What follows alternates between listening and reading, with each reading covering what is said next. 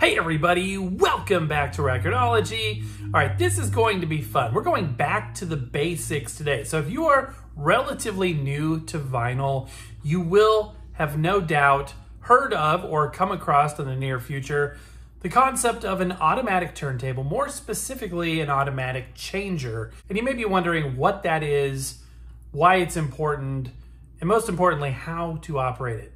You're not gonna wanna miss this.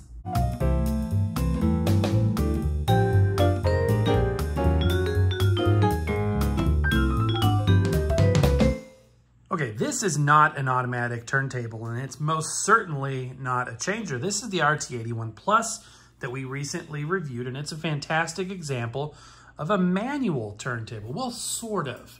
Now, basically, a manual turntable is one that you have to place the stylus on the record, and when it's done playing, you have to bring it back. There are a few different steps between a fully manual turntable and a fully automatic. And we've talked about this briefly here or there before, but I wanted to spend some time kind of going over that, especially for the beginner. Now, if you are an expert, and most of you are, feel free to stay around. I mean, there's a possibility I got something wrong. It's unlikely, but no, just kidding. It's actually very likely. So stay around and definitely check out the comments, jump in there to read the follow-up information that will surely become available after this video is published. But anyway, so a manual turntable is one that you manually control everything. You start and stop the rotation of the platter. However, this one, and I said sorta because it's sort of like a manual turntable plus. And the reason why I say that isn't because it's an RT81 Plus, and that's definitely not what that designation means. But in this case, the platter actually does start rotating when I move the tone arm over there, which is nice. It saves you a step. You can turn this off. You can defeat this and make it so that it only starts when you turn the knob. But this is kind of a nice feature. And then also, once you get to the end of the record, it will stop after a period of time. This one has like a 30-second delay. So once you get to the end of the record, it'll spin for 30 seconds and it will stop. And the reason why that's important is it protects your record investment. You don't want your needle just sitting there dragging on the record when you're not listening to it, because it'll wear the stylus down, it'll wear your record. So it's important that those things don't happen indefinitely. So this is not quite a fully manual turntable. It's sort of, like I said, a manual turntable plus. A fully manual turntable, you can see it just stopped. A fully manual turntable would spin indefinitely. So the next step is what's called a semi-automatic turntable. That's one where you have to place the stylus, but when it gets to the end, it actually brings the arm back, stops everything down automatically. That's a semi-automatic. And then a full automatic turntable would be something like this beautiful LP70X, where you push one button to start, one button to stop, and it does everything else by itself. In fact, all you really need to do is hit start. It'll play through the record, it'll return the tone arm, it controls everything. All you need to do is put the record on, you know, pick the size, which is a switch in the back, pick the speed, which on this is right up here, and hit start. It's the easiest turntable in the world to use, and it's my favorite. I love an automatic. Automatics get a bad rap from audiophiles sometimes. There's this perception among some audiophiles that an automatic turntable offers convenience at the expense of sound quality. And you may be saying, well, why? What on earth is this doing that would in any way be construed as sounding bad? I think the biggest gripe, or I should say perception, because it's really not a fact in most cases nowadays with these modern automatics, but the thought process is that the linkage, the equipment that's used within the turntable itself in order to automate everything may cause the motor to be under extra stress, and in worst case scenarios, impede the speed consistency of the rotation because it's also powering the other things. The good news is that it's actually disengaged completely the second the needle drops, and that motor is only spinning the platter. And that brings us to this beauty right here. This is a fully automatic turntable that's also a changer. And again, if you're new here, you may be saying, what's a changer? It changes records? It does. It literally will play a stack of records instead of just one, like the other units we looked at. And you may be saying, well, why is that an important thing? Back in the day, it wasn't so easy to play music for a long period of time besides listening to the radio. If you put on a record, it was usually only one song. Eventually, when LPs came out, long play, LP, that's, you know, a development in the progression of home listening, because now you could listen to, you know, a handful of songs before you had to get up and flip the record over. The changer allowed you to stack multiple records and get, you know, in some cases, hours of playtime before you needed to get up and flip anything. So it really enabled you to put on music, and the whole afternoon could be filled with music, and you wouldn't have to think about touching anything on the record player because it was all done automatically.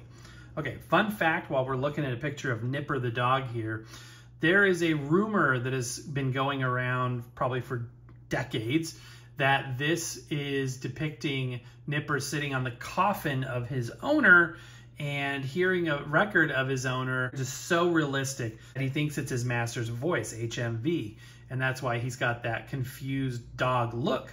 In fact, this image has been used over and over and over with slight variations, as you can see here, and the idea is the Victor records are so good that you literally think it's like the original. The dog himself thinks it's his master's voice. But the rumor was that he was sitting on his owner's coffin. And some people debunked that, like, absolutely not. That's not what it was. I talked to Kurt Knock, and I think this got into the video. I hope it got edited into that video. If you haven't seen that, by the way, you like vintage phonographs, turntables, please go check that video out. You would love that. Just published it a couple of days ago. But he says in the original painting, you will notice that the table or whatever he is on is tapered to the right. It is tapered to the right, and that's more than just the perspective of it being at an angle. So he says either it's a custom-made table at a very odd angle, or it's a coffin. Like, why would you make it tapered like that? That would be much more likely to be a coffin. And he said this painter, and I can't remember his name, I'll put it on the graphics here because I'll look it up when I edit, was known to make very realistic paintings. As you can see, that looks great. So it wouldn't be a mistake that it would be tapered like that. So anyway, food for thought. Okay, so now we know why you would want an automatic stacker. An automatic turntable is great because it's the easiest type to use, and a stacker is great because it takes that automatic technology to the next level and allows you to play a heck of a lot of music. And, you know, that frees you up to do whatever else you want to do while the music is playing in the background. It's a playlist. You're basically making a playlist of analog music. It's awesome. Now, they don't make changers anymore. The Crosley Stack-O-Matic from like 10, 15 years ago was the last changer, and now we're left to only have vintage units. So survival of the fittest, you know, the best of the best survive. This Technics SLB5 is a fantastic unit, and I've had it on the show a number of times. Like I said, it was given to me in nearly perfect condition. All I had to do was replace the cartridge and the belt. This is a belt-driven Technics, and it's as good as new, and it's still one of my daily driver units. So knowing all of that, you may look at this thing. Let's say you find one on the shelf at a store. You're thinking about buying one used online, maybe eBay. But you look at all these controls and you're like, what on earth? Memogram, size, pitch adjust, 50 hertz, 60 hertz. You know, what is all of this stuff? And it can be intimidating. A lot of it, the base of it all is formulated around the same thought process as any other record player. So we've reviewed tons and tons of record players. So you've got things like the counterbalance, the anti-skate, you know, a head shell, a lift, a cueing lever, a 45 adapter. Those things are going to be the same. So there's no need to go over that. It all works the same. And fear not, it still works like any other turntable. You can manually place the stylus, and that's fine. So it works as a manual, or I should say a semi-automatic turntable at all times, but it has added functionality. Now you may be looking at the center spindle and be like, good grief, that's a really tall spindle. You know, can you play just one record on it? Yes, you can. So a lot of this is specific to this particular SLB5 turntable, but the principles of it can be applied to any fully automatic stacker. And by default, all stackers are fully automatic. I feel like somebody's going to say, no, there was one that was manual and it was a stacker. But for the most part, for the vast majority, if not all, stackers are fully automatic as well. So even though the parts may look a little different on another unit, they may be labeled differently, they may be put in a different position, all of the controls and functions that we'll talk about will apply to any stacker or record changer. I use those terms interchangeably. All right, let's start with that spindle. The different spindle attachments allow you to do different things. This is the stacker spindle. So this is the one we're going to use to put on the stack of records. I can push down and rotate this to the left, and that allows me to gently pull this up. You don't want to break these because see the tip of this one is plastic and they can be a little pricey to find some of these vintage parts. This is an early 80s device. So if I want to play just one record, I just put on this little cap here and it works as a single record spindle, just like any record player. Of course, that wouldn't allow you to put a stack of records on. This would just be for playing one record. It would still be fully automatic.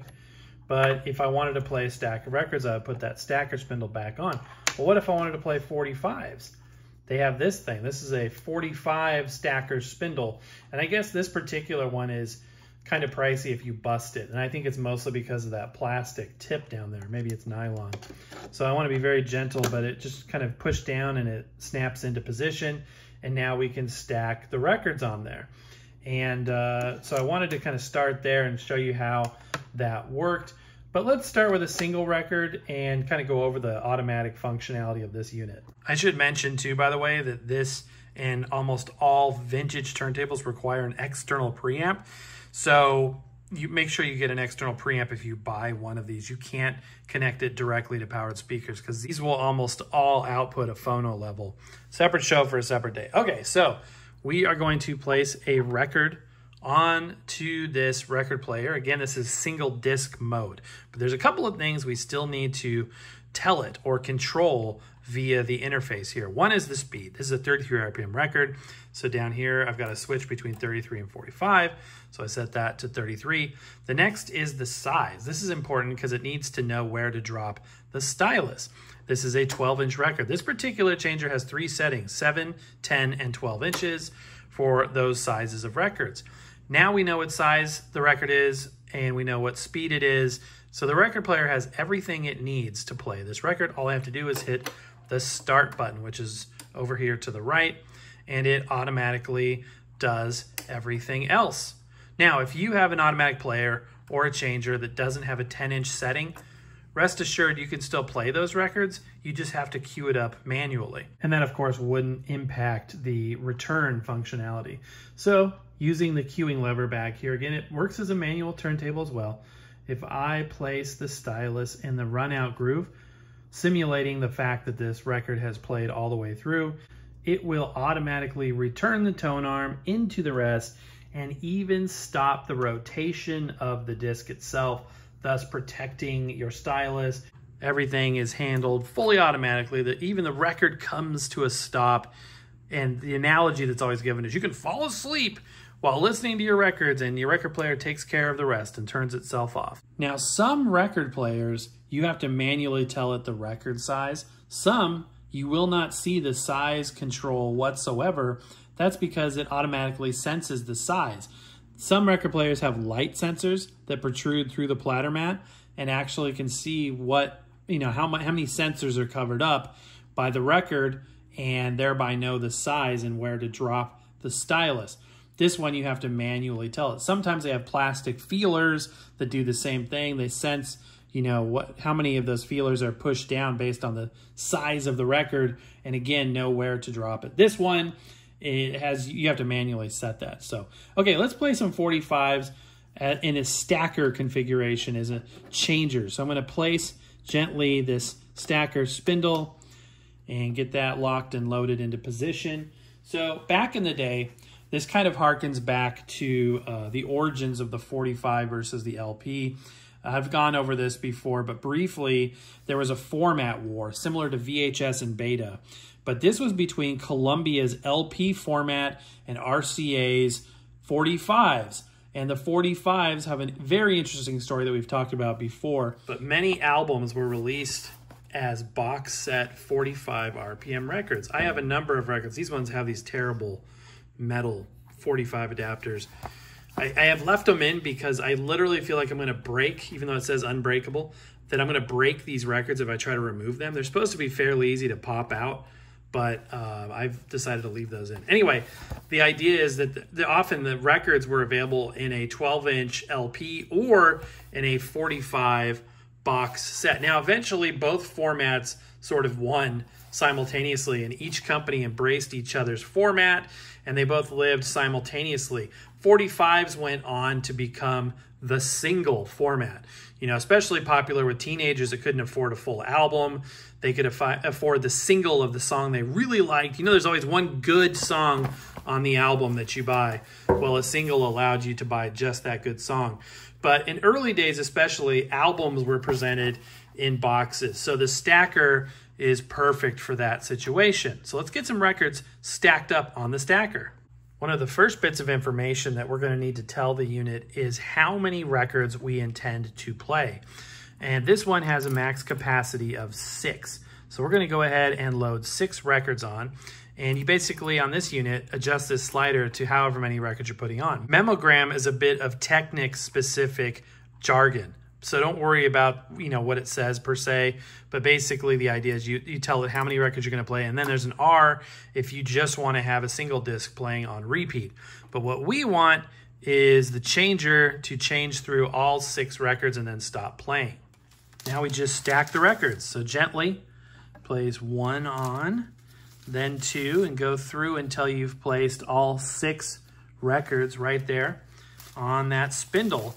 And it's important to know that it's normal for those records to be up in the up position because it will drop them one by one as they play. Another thing I want to talk about is albums that were really designed to be played on a changer will often be numbered in such a way that they're designed to play through in order on a changer. What I mean by that is one record may be side 1, the next record may be side 2, so side 3, side 4, side 5, onward and onward. And the back side may not be side 2 because it's designed to be played all the way through this side, then flip the whole stack over all the way through the other side. So the numbering may be set up in that way specifically. Okay, we got our records stacked and ready to go. One of the cool things about the design of the 45 is they were literally designed for changers. So they were literally designed from the ground up to work stacked up like this without any damage. Looking at these from the side, you can really see the genius of this design. The raised hubs allow the playing surfaces to be separated from one another, thus protecting them. Now, as records warp over time, even just a little bit, that can impact how separated they are. As you can see here, there's already some variance. It's not totally uniform, but this design is really brilliant. And as I said, the 45 was designed to be stacked. That's not the case for LPs, but we'll look at that a little bit later. Okay, so we're ready to play the stack of records. We've got the quantity selected. We've got the size set to 7. We've got the speed set to 45. Now all we have to do is hit start, and it will take it from here and play through this entire stack of records. It's going to start by dropping the first record, and then the stylus will gently lower onto the run-in groove or the lead-in groove for that record. It will then play through that record and then drop the next record, and so on and so forth. Once it gets to the end, it moves the stylus out of the way, drops another record, and brings it back down. Now keep in mind, I haven't had to hit a single button since that initial start. Although you do have some control in the process, I can at any time hit this button and it will advance to the next record with the same process that we saw before. And I can keep doing that until it gets to the end of the stack. So as we go through the stack of records here, you may be wondering where this has been your whole life. And I will tell you that these do exist out there. They're a little harder to find than other types, but there is a brand of vintage changers that are more popular than anything else. They're not the highest quality, but there's nothing wrong with them. But if you look for a BSR changer, you can get a changer fully automatic for a pretty reasonable price at a used store. And I would definitely recommend it. They are fantastic, very fun, and it's hard to go back to a fully manual once you've had this in your life. Now, once it reaches the end of the last record, it will simply return the arm back home and stop rotation of the platter and basically shut itself off. So again, back to the fall asleep listening to records analogy, but more realistically, like let's say you're working around the house on something and you get a call and you forget about the music. You don't have to worry about it because it will stop automatically. No damage to the records. They're still stacked on those raised hubs, and the stylus is no longer grinding away on an empty groove. So you can come back to this an hour, 2 hours, the next day, and kind of pick up where you left off. All right, enough of the 45s. Let's go ahead and raise these up. So you just gently raise upwards, and these little latches on the side that were holding it in the upright position allow them to be lifted off gently, quite easily. And then we remove the 45 stacker. We're gonna play a stack of 12-inch LPs with a small spindle hole. So I'm gonna put that in there. There are different types of stacker spindles as well. This one uses these little pieces of metal that retract back in. It works really, really well, but it's not as common as some others I've seen where there's sort of like this shelf and then the tip is offset a little bit. Both do the same basic idea, but just in a slightly different way. Also, some changers will have an overarm. So it's like this piece of plastic in an L-shaped or a J-shape, and you gently raise that up and place that on top of the stacked records, and it just stabilizes. It's actually a record stabilizer is what it is. And that also sometimes informs the turntable about how many records are on top, etc., etc. So there are some variances to stackers, but I'm giving you an overview of the basics. Now, the people that are well-versed in turntables, that are just watching this for the heck of it, are probably scratching their heads that I've come up with this long of a show talking about one of the simplest to operate turntables of all time. But if you really break it down to the nuts and bolts, there's a lot going on here. Okay, so we're gonna stack some 12-inch LPs. Goes right on there just like that. Same process, we just stack one after the other. And when you start stacking LPs, this is really when the audiophiles cringe. Not just about the speed consistency or inconsistency that people think they're going to have with an automatic. And I already discussed somewhat how that's a bit of a fallacy, but their concern at this point is you've got playing surfaces rubbing on each other because of the fact that a lot of LPs don't have a raised hub. That wasn't a part of the original LP design that Columbia came out with in 1948. Over time, they added raised hubs and raised lips to simulate that effect that we saw earlier from the 45s. And in this case, when you see a raised lip, raised hub, that was often marketed as something called a groove guard. I think that was an RCA patent. So groove guard gives you that protection. Now, there's a lot more surface area to a 12-inch record than there is a 7-inch record, and they're somewhat flexible depending on the weight and thickness of it.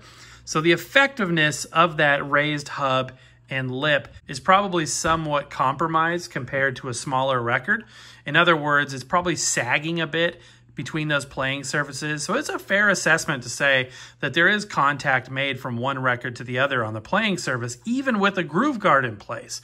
However, I have really never experienced any damage per se, and I enjoy playing things just like this on a stacker, like my Reader's Digest set. So these aren't going to be like audiophile pressings. I'm not going to stack up a bunch of my prized one-of-a-kind records or anything like that. Most of these box sets have more records in them than I could play at once anyway. Like this, like I said before, only accommodates 6 records. I'm placing 3 of them on here, but this is a set of, I believe, 9 records. It's kind of frustrating when you want to just play the whole box, but you can't do so. You can see that the raised hub and lip is working between 2 of the records, the top one and the middle one, but not between the middle one and the bottom one because there's been some warp action going on there. So it's not the best thing to do for your prized vinyl, but it's not going to cause damage that you're going to be able to notice or, cause any sort of issue with regular, just daily listening records, in my opinion. Plus, you're going to do this with records that are part of a set. I mean, you could just put random records on a changer, but I never do that. I grab records from a box set. And I think in that case, these records aren't expensive. They're not particularly valuable. So there's really no loss here. It's a win-win situation. Inputting information, 12 inches, 33 RPM. We have 3 records. So I'm going to place this slider at the 3, and then I'm going to hit the start button, and it's going to go to town. The exact same principle. It's going to drop the first record, play through it, drop the second record, all the way to the top, the last record in the series, and it's going to then stop itself. So it's a pretty user-friendly experience, actually. Once you get the hang of it, and you've done it once, it's sort of like riding a bicycle. It may be intimidating if you haven't done it before, but I would say, you know, just grab one if you get a chance and play around with it. There are variances, as I've mentioned, but the core principles apply. I love this one too because it has a dust cover. Somewhat rare on a changer. Oftentimes these stackers or changers don't have a cover on them, especially a lot of the BSR units. And it will even cover all of the records up to 12 inches stacked all at once and keep dust off of that, which is important because this thing can be on for hours if you play 6 LPs, depending on how the grooves are modulated with a lot of music on there. So you could have hours of music, and it's nice to close that dust cover during that process so you don't get any dust on your records or your player. As always, I want to hear your thoughts, your comments, your questions down below. I learned so much from you guys, and this is no exception. I want to learn more and hopefully be informative to beginners as well. So if this is, you know, your first time learning about this, I hope this was informative. And again, don't be freaked out if you find a changer and the controls are different.